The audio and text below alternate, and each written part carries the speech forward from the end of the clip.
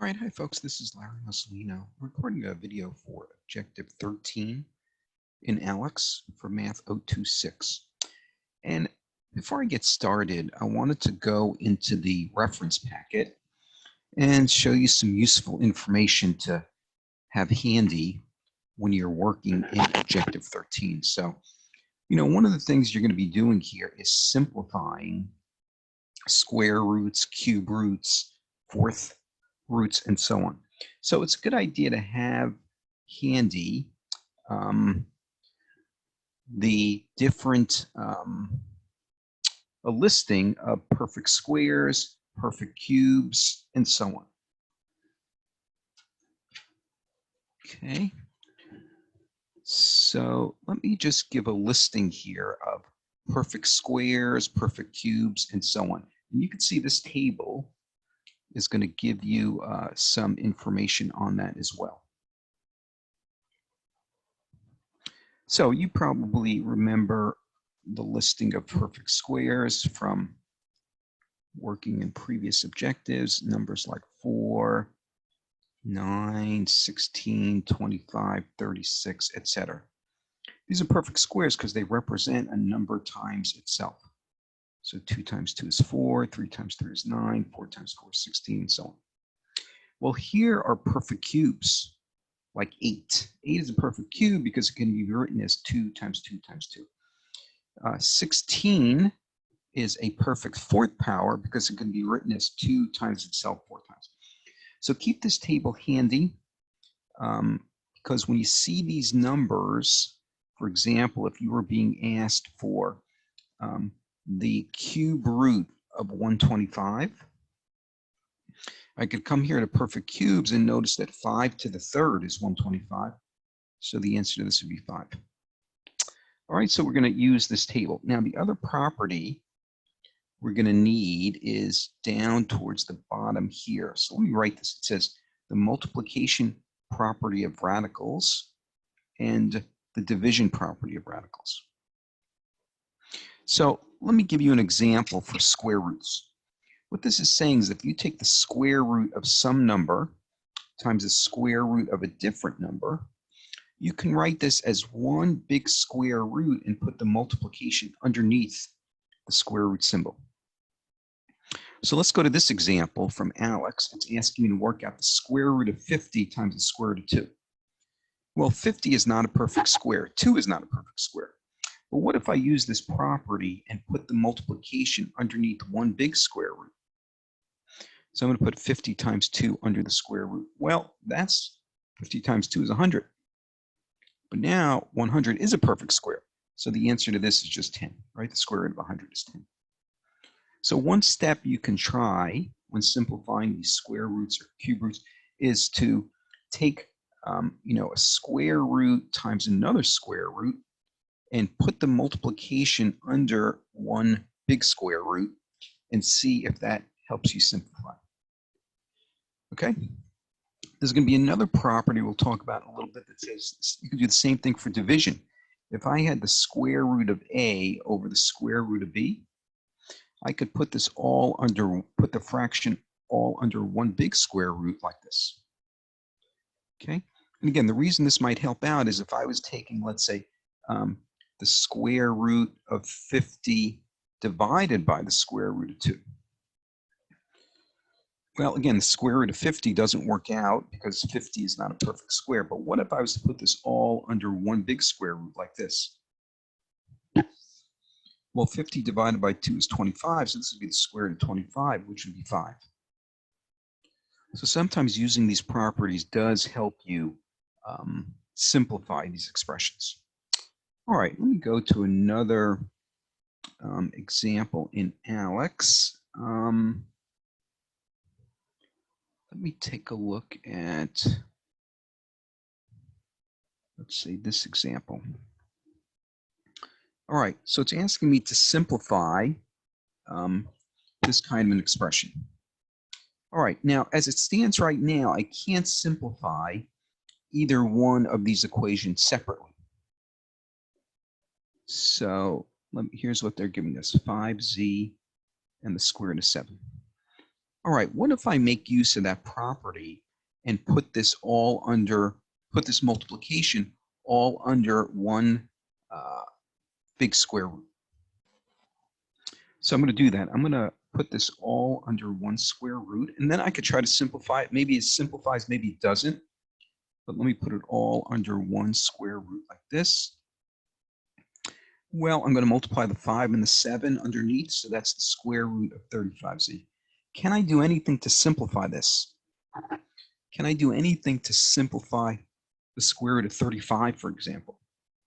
Well, not really, because there's no perfect square that evenly divides into 35, so this is the final answer. So in this example, Alex just wanted me to use that property that says when you're multiplying two separate square roots like that, you can rewrite it and put the multiplication under one square root. Okay, let's go to another example.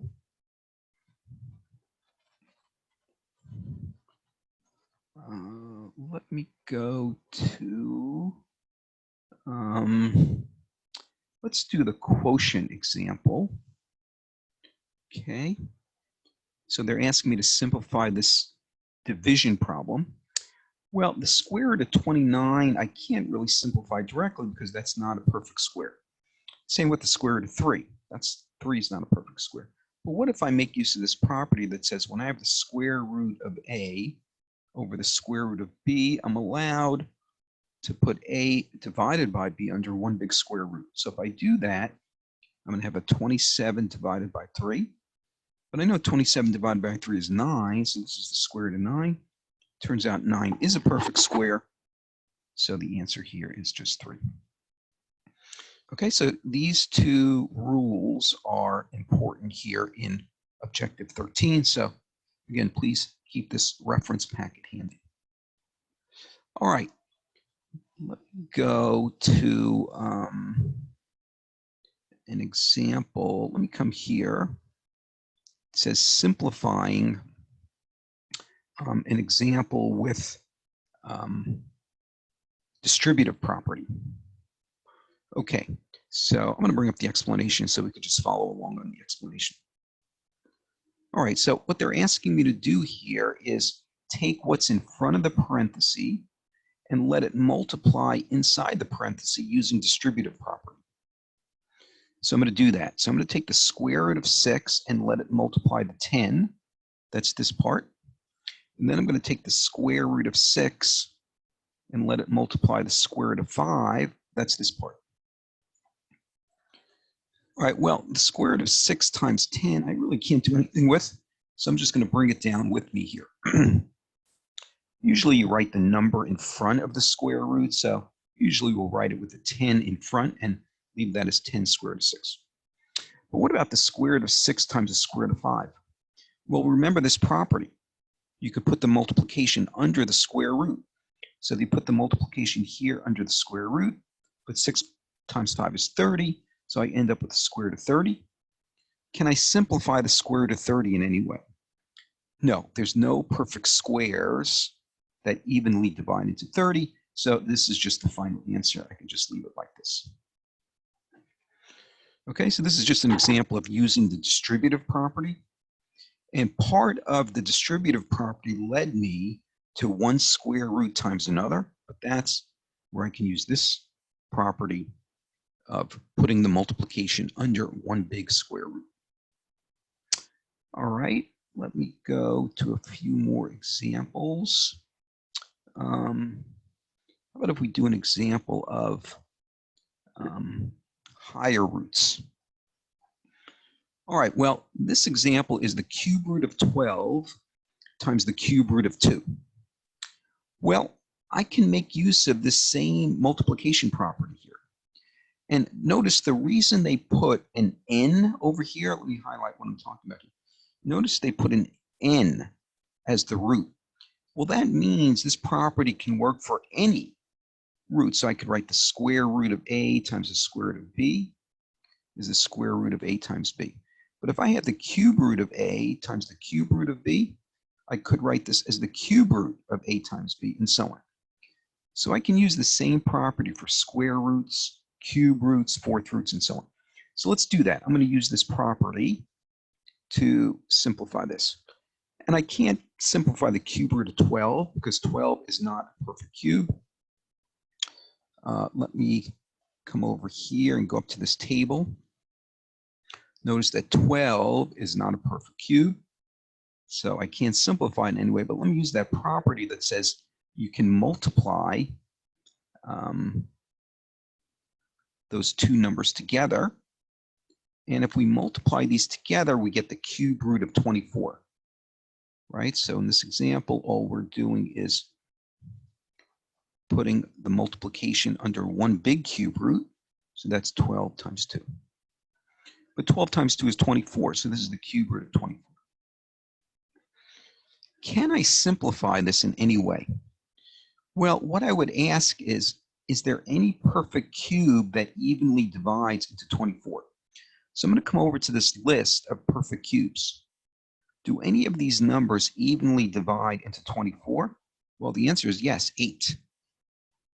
So I'm going to break this up to be the cube root of 8 times 3, because 8 times 3 is 24. But then I know that I can break this up into two separate cube roots. So I'm going to break this up into the cube root of 8 and the cube root of 3. But the cube root of 8 is 2. So this is just going to be 2 times the cube root of 3, and this is the final answer. Okay, so when simplifying cube roots, try to look for a perfect cube that evenly divides into the number underneath the cube root symbol. And this is the same way you simplified square roots, right? You tried to look for a perfect square that evenly divided into the number underneath the square root. All right, let's look at a few other examples. How about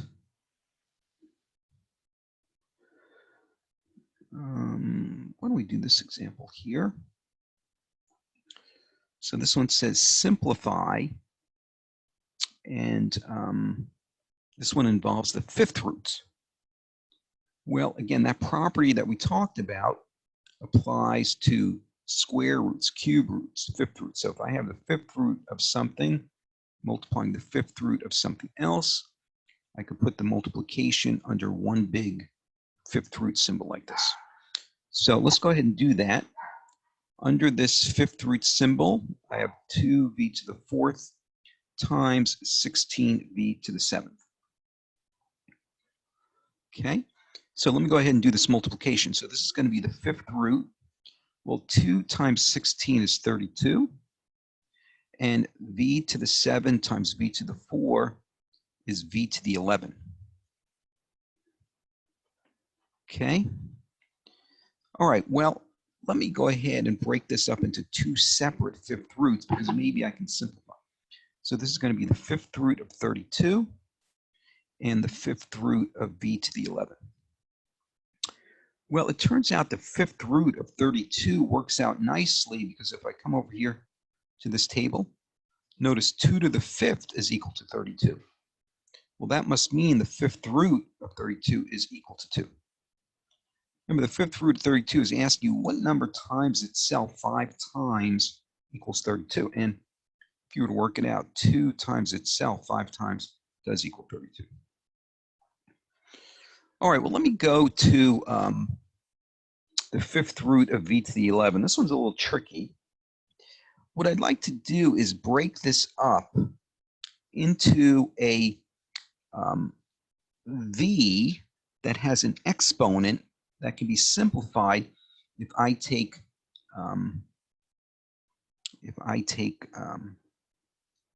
v times itself 5 times. Let me do a couple of examples. What if I was to take v times itself 5 times? Well, that would be v to the fifth. So v to the fifth is a perfect fifth power. What if I had v squared times itself 5 times? Well, that would be v to the 10th. So v to the 10th is a perfect fifth power. So what if I break this up to be v to the 10th times v to the 1. So all I'm doing is rewriting v to the 11th as v to the 10th v to the 1. The reason is I know when I take the 5th root of v to the 10, it's going to get me back to v squared. All right, let me continue this up here. So I have 2. I'm going to break this up to be the 5th root of v to the 10, and then the 5th root of just v. Well, the 5th root of v to the 10 is v squared. So I end up here with 2 times v squared, and then the 5th root of v, and this should be the final answer. Okay. All right, let me go and talk about one more concept in Objective 13 that has to do with something called rationalizing a denominator. All right, so let me go to an example on rationalizing a denominator. So what is rationalizing a denominator? Well, what I'd like to do is eliminate, so rationalize a denominator. What this is really asking you to do is get rid of any square roots or cube roots in the denominator. The reason we want to do this is if we were to add fractions together, it'd be very hard to add fractions with square roots in the denominator. So we'd like to get rid of square roots and have just a number in the denominator that's non-square roots. All right, well, here's the way to do it. I'm going to actually bring up the example. Let's bring up the example so we can look at it. What you do is you break this up. And first, let me write this down. So here's what we're going to do. We're going to take the square root of 6 over 10 and separate it to be the square root of 6 over the square root of 10. Okay? Remember, this is the property that says if you have a fraction, you're allowed to put the square root separately for the top and the bottom. Right? Remember, that's this property here. Let me come over. That's this property right here. Okay? So I'd like to get rid of that square root of 10 in the denominator. Well, one little trick is if I was to multiply the denominator by the square root of 10, when I multiply the square root of 10 times the square root of 10, let me work it out here. Well, that would be the square root of 10 times 10. That's the square root of 100, so that's just 10. And anytime you take the square root of a number times the square root of the same number, you get an answer that's just the number without the square roots. Well, I can't just multiply by the square root of 10 on the bottom. I have to multiply by square root of 10 over square root. Okay, so let me go to the explanation. Maybe I think it'll be a little easier to follow the explanation. So let me clear the screen here. Okay. Now, one thing they did to begin with is they simplified the fraction, which you can definitely do that. So they just took 6 over 10 and simplified it. Now, we're going to break it up into 2 separate fractions, square root of 3 over square root of 5. But remember, it says here to rationalize the denominator means to rewrite the fraction without a square root in the denominator. So if I want to get rid of the square root on the bottom, I'm going to multiply by square root of 5 over square root of 5. All right, well, if I take the square root of 5 times the square root of 5 on the bottom, that gets me just to 5. And then on the top, I have the square root of 3 times the square root of 5. I can think of that as square root of 3 times 5, which is square root of 15. So the final answer to this problem is square root of 15 over 6. Notice how there's no square root in the denominator anymore. That was my whole goal, was to get rid of the square root in the denominator. Okay, so if you have a number, let's say 7 over the square root of 3, let's say, and you want to get rid of the square root, what you do is you multiply by a fraction where you take this denominator, square root of 3, over itself. So I would multiply this by the square root of 3 over square root of 3. The reason is when you do this multiplication on top, you'll get 7 times the square root of 3. But on the bottom, the square root of 3 times the square root of 3 is just 3. And it's okay to have a square root on the top of the fraction. You just don't want a square root on the bottom of the fraction. That's what rationalize the denominator means. All right, let me do another example with rationalizing the denominator. Let me come here and let's do an example. All right, now before I do this one, let me do a different one, and then I'll come back to that one.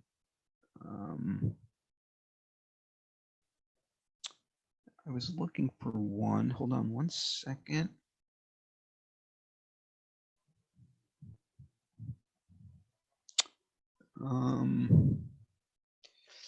Well, let me go back to that one.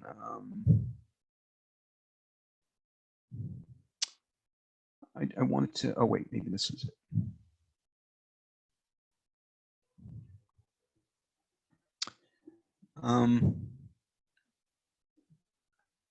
Let's do this one. Okay, sorry about that. Let's do this example. Now, first they're asking me to work out a multiplication here. Let me explain what a conjugate is. So I want to know, what does a conjugate mean? Let's say I had the expression 3 plus the square root of 2.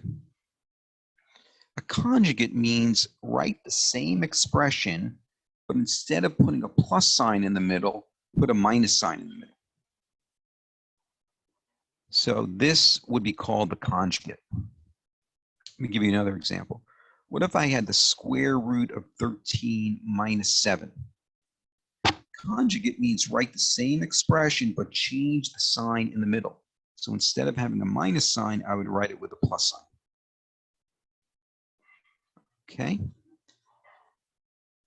All right, well, why don't we do this first example here? Because they're asking me to do a multiplication, and you might notice it turns out this is an expression times its conjugate. Because if I gave you this expression right here and asked you to write its conjugate, you would write the same expression but change the sign in the middle. So instead of having a minus sign, you would put a plus sign. So we're multiplying an expression times its conjugate in this example. Well, for this kind of a multiplication, we need to use like a FOIL method, you might remember. So let me start out. I'm going to take the square root of x and let it multiply the square root of x. But the square root of x times the square root of x is just x. Okay, now I'm going to let the square root of x multiply this 2 square root of 3 in the back. So I'm just going to write it as the square root of x times 2 square root of 3. Okay, I know I could simplify that, but it's going to turn out this is going to get canceled in just a second. So I'm not going to bother simplifying this. All right, now let me go to this other expression, which is minus 2 square root of 3, and let me do that multiplication. All right, so I'm going to multiply that by the square root of x. When I do that, that's going to be minus the square root of x times 2 square root of 3. Let me do this last multiplication. It's a minus 2 and a plus 2, so that's a minus 4. And then I also have a square root of 3 multiplying the square root of 3, which is just 3. Well, here's what happens when you multiply an expression times its conjugate. The middle terms will always cancel out. So you notice these middle terms are canceling. Well, that's going to leave me x minus, and of course 4 times 3 is just 12. Okay, so multiplying by a conjugate is one way to get rid of a square root. So notice our answer here has no square roots in it. All right, so let's go do an example then of rationalizing a denominator where the expression on the bottom is a little more complicated. All right, so why don't we do an example like this? Okay, it says rationalize a denominator using conjugates. Now, you might remember in the example we just did a minute ago, if I had 7 over the square root of 3, and I wanted to rationalize the denominator, all I had to do is multiply this by the square root of 3 over the square root of 3. So if I just have a square root by itself in the denominator, I can use this method. But this example is more complicated. Instead of having just a square root on the bottom, it's more complicated because I have 6 minus 2 times the square root of 3. Well, when that happens, when the denominator is more than just the square root, right? I have more complicated expression than just the square root of 3. What you do is you multiply this by the conjugate of the denominator over itself. Okay, so I'm going to take the conjugate of the denominator over itself. So that's my game plan. What is the conjugate of the denominator? Well, to get the conjugate of this denominator, remember you write the same expression, but change the sign in the middle. So instead of having a minus sign in the middle, I'm going to flip it to be a plus sign. That's the conjugate. So now let me take the original expression, and I'm going to multiply it by the conjugate over itself. All right, well, let me go ahead and do this multiplication. Well, on top, it's going to be negative 5 multiplying 6 plus 2 times the square root of 3. But on the bottom, when I do this multiplication, I really have to think of it as a FOIL multiplication. All right, let me come off to this. Let me go down here. Let me do it up here. Let me erase this. And maybe I'll do it up here. So I want to multiply this denominator part. So I have 6 minus 2 square root of 3 times 6 plus 2 square root of 3. I'm going to do a FOIL multiplication. So this 6 multiplies that 6. That's 36. This 6 multiplies 2 times the square root of 3. So that's going to be plus 12 times the square root of 3. All right, now let me do this multiplication. That's going to be minus 12 times the square root of 3. And finally, let me come back here. Well, the negative 2 times the positive 2 is a minus 4. And the square root of 3 times the square root of 3 is just 3. Again, anytime I multiply an expression by its conjugate, the middle terms always cancel out. So I'm left with 36 minus 12. Well, 36 minus 12 is 24. So that means I'm going to put a 24 on the bottom. And one last step, if I want to, I can take this negative 5 and multiply it inside the parentheses. So I'm going to end here minus 30 minus 10 square root of 3 all over 24. Okay. And I could go and simplify this one more step because I'm noticing that I could like simplify this fraction. And so I'm going to factor out a 2 from this numerator because I'm noticing if I factor out a 2 from the numerator, it would cancel out with a 2 in the denominator. So let me do that. I'm going to take a 2 out in front. That's going to leave me with negative 15 minus 5 square root of 3.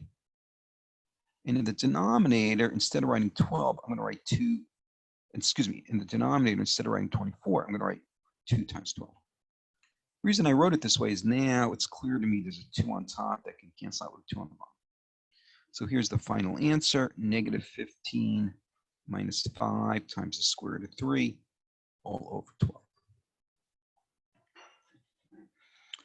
Okay, so again, rationalizing. If you just have a square root in the denominator, then you just multiply by that square root over itself. Again, here was our example that we did earlier. We had 7 over the square root of 3. To get rid of that denominator having a square root, we multiply it by the square root of 3 over square root of 3. But when you have an expression like this in the denominator, 6 minus 2 square root of 3, you've got to multiply by the conjugate of the denominator times the conjugate of the denominator. And notice our final answer had no square roots in the denominator, which is what we were after. All right, folks, let me know if you have any questions as you're working here in Objective 13.